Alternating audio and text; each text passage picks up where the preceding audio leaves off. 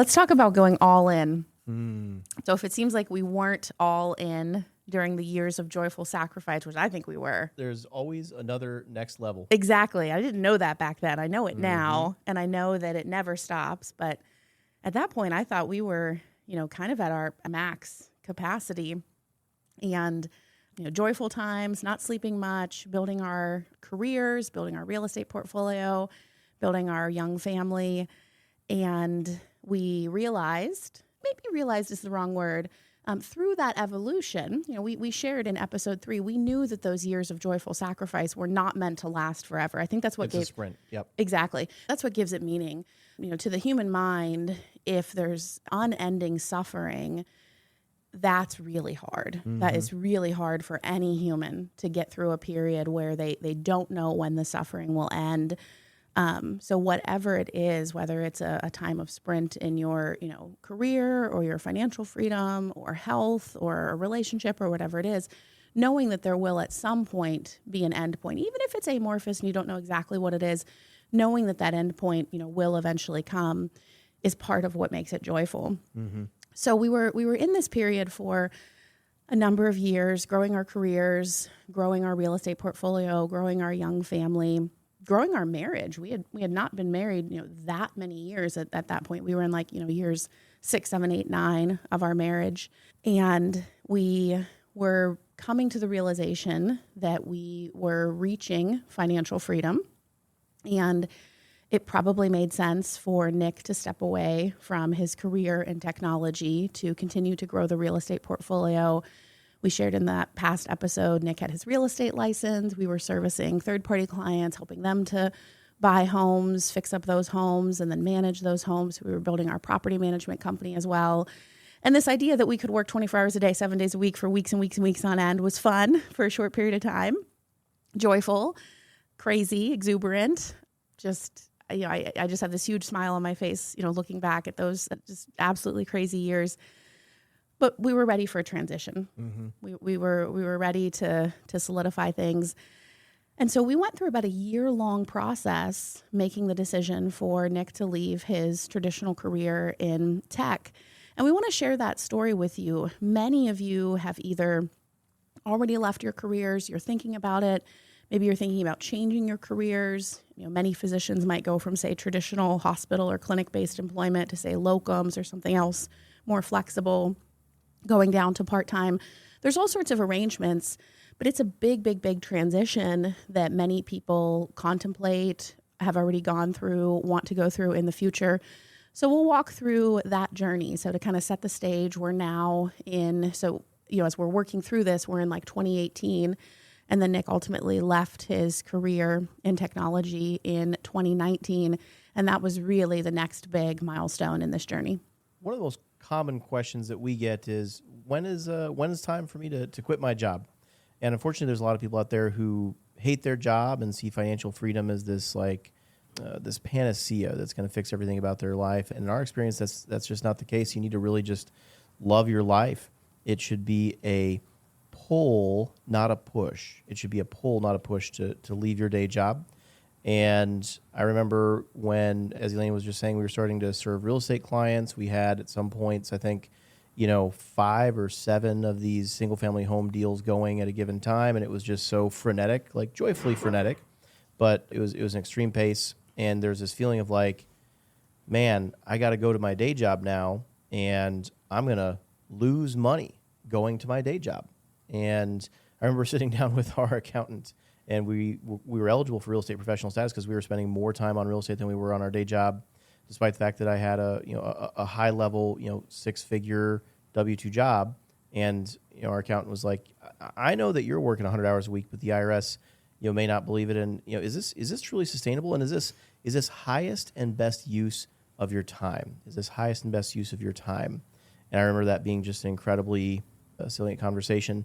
Elaine knew that she was potentially going to need to take on a little burden, and we wanted to hedge our bets, so she started doing some additional moonlighting.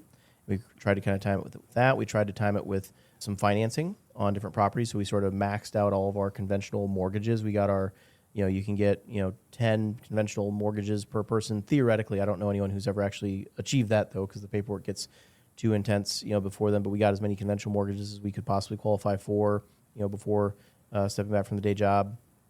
Had a really beautiful kind of transition process with my employer, with Mayo Clinic. They were just so awesome to work with, and they appreciate everything I had done. And there's a million wrong ways to do this, but I was able to just slowly transition away and give them hand off. There was probably $100 million a year of projects going through my management at that time, so they got a long runway to do that. But I still remember the day I was subletting the cheapest office, windowless office at the Keller Williams brokerage here. And it was like $180 a month or something. I'm like, man, can I afford this? Oh, and I remember that. I remember us going back and forth and forth on. Do I work from home? Did that expense make sense? Yep. But I really wanted to be where the energy was, where the action was. And the Keller Williams office, I think my path is guided. But the Keller Williams office is literally across the street from my old office where I was, in a technology role at Mayo Clinic. And I'm like, this will help me a lot. I have this routine of I go into the office and I work these hours, and I'm just going to keep going into the office. But I do remember showing up and walking into this empty office.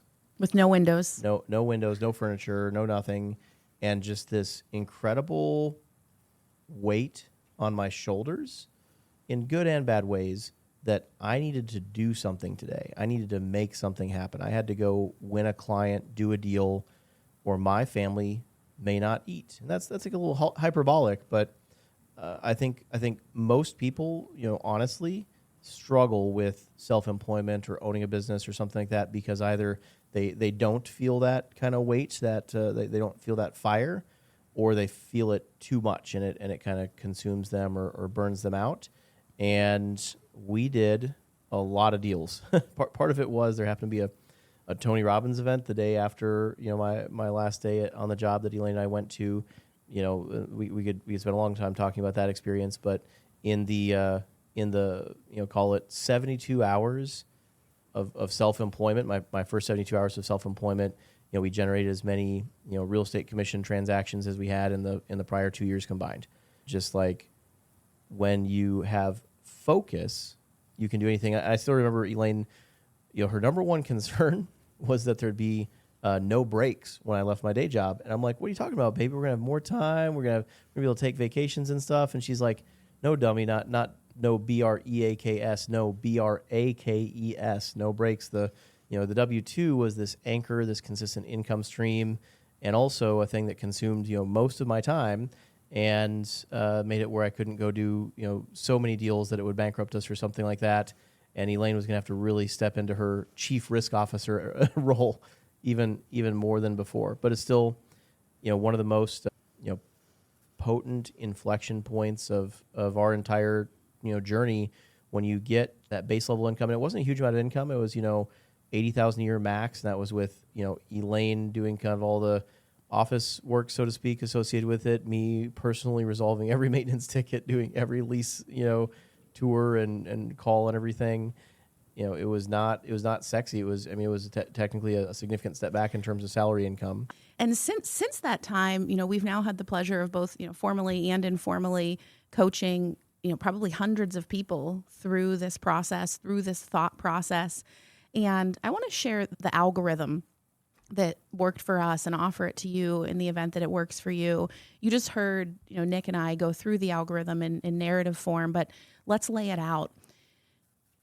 I believe that the first level of financial freedom is coming up with the number that keeps your life going. It keeps a roof over your head, food on the table, transportation, health insurance, clothing, the basic things that you need. A simple vacation might be a, locally based, car-based vacation, but the very simplest things. And you might be thinking immediately, just even listening to that, but wait a second, Elaine, that's not the life that I live right now.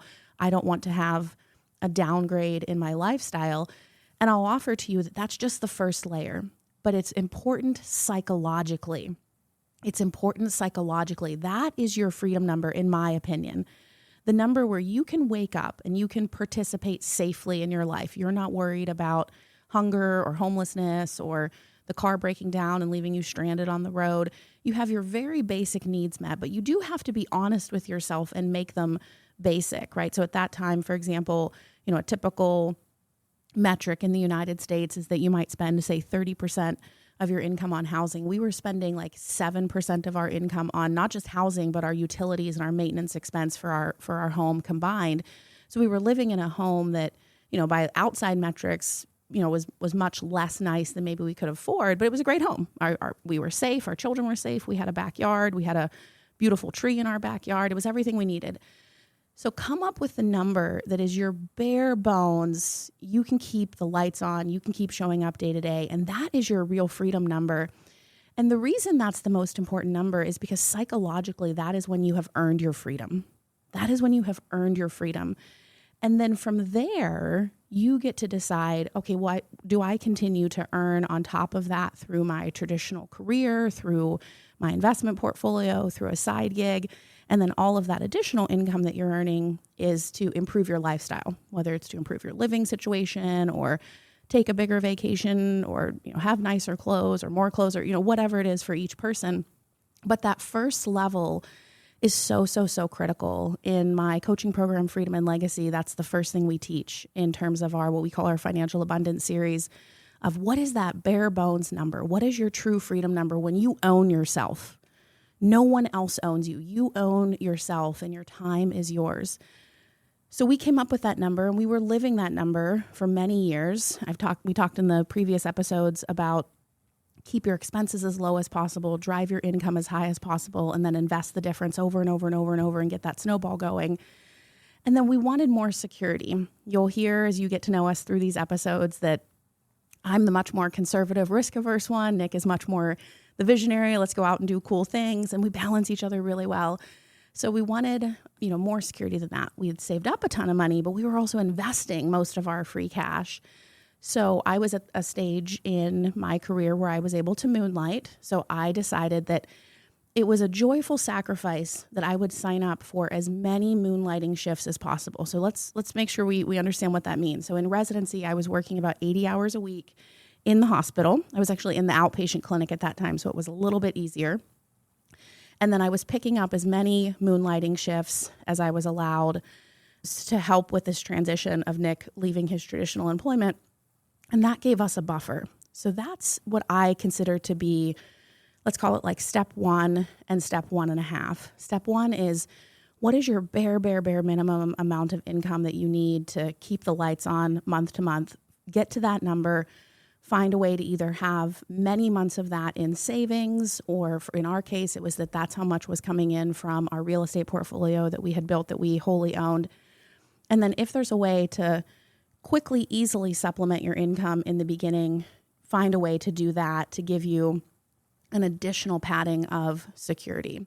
And then the second piece, which is I don't even have quite a word for it, the very interesting piece, the metaphysical piece, I don't quite know, so I'll just explain it, is when you have that white space on the calendar, it creates this hunger and this curiosity and this interest and this drive and this pleasure that drives you then to go out and keep creating.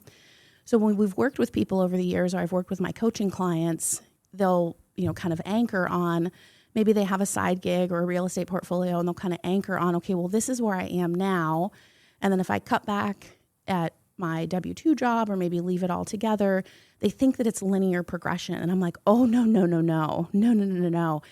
That white space is just this beautiful gift to us as humans because we are driven to create. We are driven to do something. We are driven to create value. And when you get that white space, because you're living at your bare bones financial freedom number and you own your time, that's when those beautiful exponential things can come to be. And we saw it in our own lives, in what happened through 2018, 2019, and then in the next episode, we'll talk about 2020 and how 2020 was already poised to be an amazing year for us. And then the pandemic, for everyone listening, just completely changed everything in our own individual lives and the collective lives in society. But that white space, that's when you really get to experience that freedom for the first time. Mm-hmm. This is something that we practice tactically. So, right now, today, I just have 2 blocks on my calendar. One is to get to hang out with my wife and chat about the good old days. and the other is to review marketing budgets and outcomes and stuff like that. Very few recurring blocks on my calendar, and we try really hard to create a lot of white space. A lot of people are so concerned with being busy that they don't give themselves that space. And maybe you've heard financial freedom described as like this flywheel that accelerates money, but it's also a flywheel that accelerates time. How much of your time can you buy back? And the wealthiest people that we know are people who have an open calendar that can drop everything, anytime and go on a trip, can pursue an idea that they're passionate about. And boy, oh boy, do we value our time. And when we were in that kind of 2019 year, we had this newfound kind of crazy amount of flexibility. So even though we were, more busy than ever, suddenly there wasn't this block throughout the day. And I still remember, to this day, like the turning point when Elaine knew that she had to, go kind of full time on our business and step back from her career. Suddenly, I was able to do tours during the day, during business hours, which is when commercial tours happen. So single-family home tours, those happen on nights and weekends and can work around your day job. But if you want to go look at an apartment building for sale, you got to do that during business hours. And I was meeting with a broker about a very large transaction, and he's like, well, we could just go look at it right now. And I'm like, oh, really? That'd be amazing. I mean, this is a huge deal. I don't know if we could buy it, but, we could raise the money. Like this could be a game changer. And Elaine had it was like a very early morning coffee. We did a lot of like, hey, let's meet at 6 a.m. for coffee type things. We'll bring a kid or two with us. And Elaine had to go and go see patients. And then that patient ultimately, no showed. And so she missed a tour to see a $10 million decision that we needed to make to show up for a patient who didn't show up for her. And when you start to feel those types of feelings, that's when you know that it's time to make a change. It should be a pull, not a push. So there you have it. That was we'll call it a crazy kind of 18-month period. Mm-hmm. The preparation months, financially, literally, as we were making sure we had enough income coming in from our rental portfolio. We were saving up as much as we could. We were making plans for me to generate some additional income. But really the preparation months psychologically. And I hope that the algorithm that we shared there with getting to your bare bones financial freedom number, having some extra liquidity is kind of what I call like step 1.5, but then believing in that white space and stepping into that white space with hopeful expectation, with a sense of creation and generation. If you're considering, whether it doesn't even need to be, leaving your traditional employment full time. For a lot of people, it might be going from a 1.0 FTE to a 0.8 FTE. And they're just not sure, what exactly they would do with that time, because they're still on the road to ultimate financial freedom. They're still on the road to the income level that they really want. So it's not quite where they're completely at financial freedom and are using all of that additional time, for self-care and hobbies and families and those sorts of things. Of course, you need to spend, some of that time on those things. That's what makes life worth living. But hopefully this algorithm's been helpful for people. We will continue the journey in the next episode. We'll see you there. We're so glad you could join us for this episode of the Real Estate Real Life podcast. Subscribe on the platform of your choice today and catch us in the next episode.